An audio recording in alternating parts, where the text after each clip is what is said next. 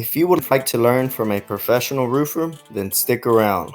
This video will show you how to repair your missing asphalt ridge shingles. Not only will I show you, but I will also explain why they blew off in the first place and what you could do to prevent further damages. This video is packed with some very useful information and is guaranteed to teach you the proper way on how to install a 3-tab shingle when being used as your ridge. So Mr. and Mrs. Do-It-Yourselfer, get ready because here we go. To better understand why ridge shingles blow off, I want you to draw your attention and focus on this image here. What I'm outlining here is your nail line. The nails all seem to be pretty close to the line, wouldn't you agree? So why do you think they're blowing off then? Well, here's the secret. I'm going to use these white shingles as an example just to make it easier for you to keep track and see the right from the wrong way. This is the most common mistake done by roofers. I would say that it's safe to say that 9 out of 10 houses that I see have this problem. Roofers tend to cut those top corners off the shingles like what you see me doing, leaving you with like a 6-sided shape. Everybody does this to their ridge shingle.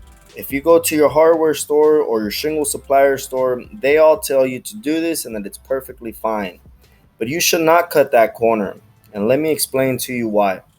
What you are seeing here is a picture of the ridge shingles missing. This is the reason why we were called out in the first place. I went ahead and traced out that cut piece I was showing you just a few seconds ago, and I placed it back on the shingle. So let's pretend that triangle is still attached to the shingle. Do you notice how the nail where I'm pointing at is completely missing the ridge shingle below? Yes, I know that nail was not intended for that specific shingle, but if it wouldn't have been cut, then that nail would have added some extra strength to that shingle right below. Let me show you what I mean. Here, we're installing those same white shingles with the corners cut, just like any other roofer would.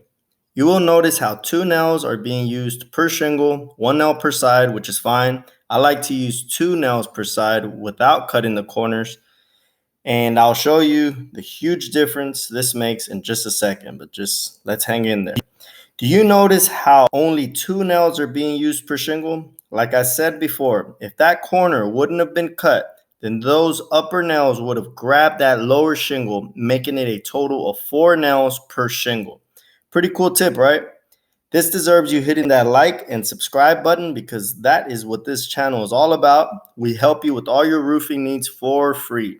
Now, with all that being said, let me show you how to install ridge the right way, the way most roofers don't. Now, instead of cutting off that corner, let's just cut straight down the middle of each tab and create a square. You are going to have a square now rather than a 6-sided shape. And let me show you the huge difference that this is going to make for you. All right, so let's install these square ridge shingles. Now, remember the 6-sided ones, how we were doing 1 nail per side? Here, we can still do 1 nail per side, but I'm going to do 2 nails per side. Okay, so here you can tell how we're doing 2 nails per side. But because that corner is not cut, right there where I'm pointing at, that corner right there, it's still grabbing that lower shingle. So you can see how those 2 nails from the shingle that was used for the ridge above are grabbing the shingles below because that corner is not missing. So now you actually have 4 nails per side, which is actually a total of 8 nails per ridge, rather than just 2 nails per ridge.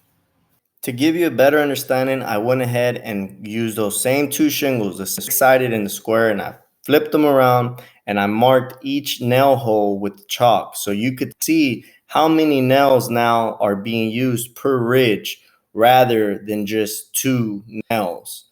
With those corners not being cut, you're adding extra nails per ridge without even intending it to be done. It's just going to happen. If you ask me, that is a very cool tip. I just gave you some valuable information there. If those corners would not have been cut, I guarantee you would not be on your roof right now fixing those missing ridge shingles.